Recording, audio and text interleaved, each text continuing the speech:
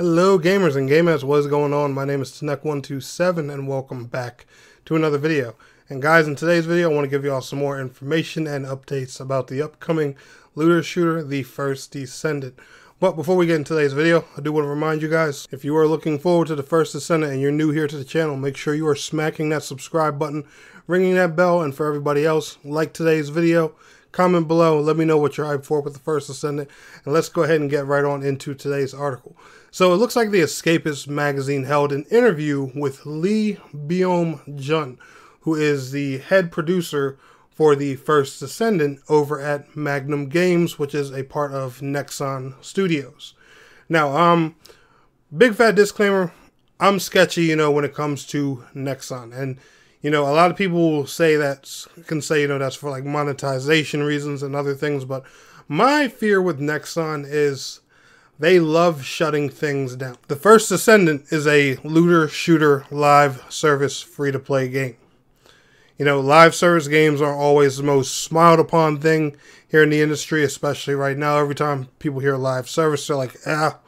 And Nexon, they got a shutdown hammer that they love slamming every 5 minutes. So I'm just hoping, I'm praying this, as amazing as this game looks, that everything, just goes according to plan. And Lee Byung-jun, he seems to have a big vision here. He talks about in this interview, how he wants this game to, just be huge. He wants to be the next, not just a runner-up to games like Destiny and Warframe. He wants to be that next top looter shooter. And hearing that, that gets me hyped. That gets me excited. But without further ado, guys, let's go ahead and get into some of the key topics I want to talk about for today's video. So one of the first things the Escapist asks him is, how could you explain the first Descendant's core gameplay loop? And in his response right here, he talks about, first, the most significant part of our core loop is character acquisition, as players must be able to use various characters to take on multiple missions and co-op content like raids.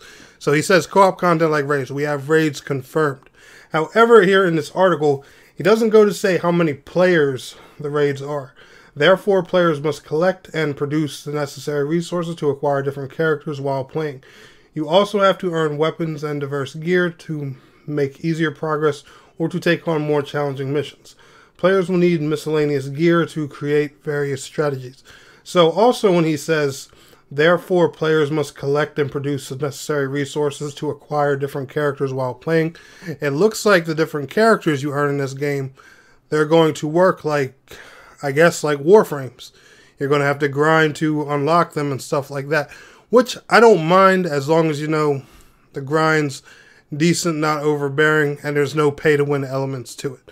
Obviously, that's the kind of things will probably bother everybody, but me personally, I don't mind grinding for characters. A lot of free-to-play games do that. That's not a big deal to me.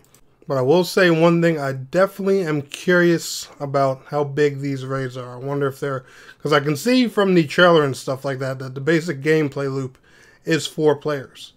But, I don't know, I wonder if raids are 6, 8, is it 2 groups of 4, is it 3 groups of 2? I don't know, we're just going to have to see, but I really am curious about that, or if raids are just a 4-player challenge that's, really difficult. Who knows, I guess we're going to have to wait and find out. So awesome news out there for you single-player junkies. This guy, who's part of the Escapist magazine, also goes to say, I love that the first Descendant allows you to group up with friends. That says, this is still a game that solo players can enjoy. I'm curious to see how the single player experience is different from the multiplayer experience. Lee Byung-jun goes to say, we pretty much got single player confirmed. However, keep in mind, it's a free-to-play online game. So I don't know if you're going to be able to play this offline or not. Just want to put that as a big fat disclaimer here now. He goes to say, the gameplay consists of field missions. We have designed it so you can enjoy this via single play. A private mode option allows players to enjoy the game alone without encountering other players. Through this mode, all the players will have sufficient resources for growth. You can also select the public mode to play with other users and enjoy co-op. So there you go, guys. For you single player lovers, you do have an option to play this game solo. So the last part they're going to talk about here in the interview is pay to win. And you got to give credit where credit is due here, because Lee Byung-jun, he actually goes to straight up acknowledge that players are probably concerned about play to win because this is a game being published by Nexon. And he says that here straight up in his response. And I respect that. So, you know, he knows and he's well aware of, you know, the community's concerns and thoughts. And I think this is a really good thing. And the Escapist magazine goes to say, the first Descendant will be free to play. So can you talk about how the game will be monetized? I'm interested in what players will be able to purchase, not just at launch, but in the future too.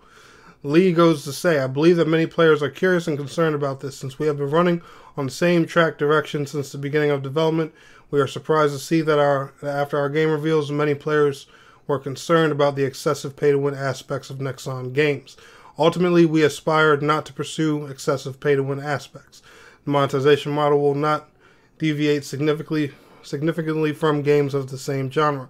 Paid products will indeed exist, but the characters, equipment, and stages that are needed for gameplay and progress in the game can all be earned through gameplay.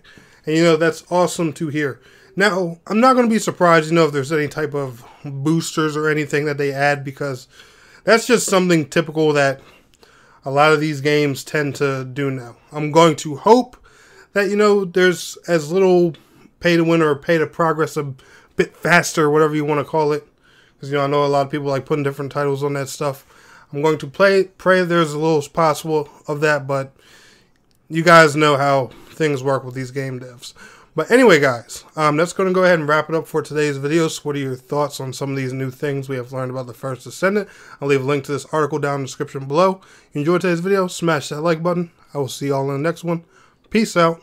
Have a good one.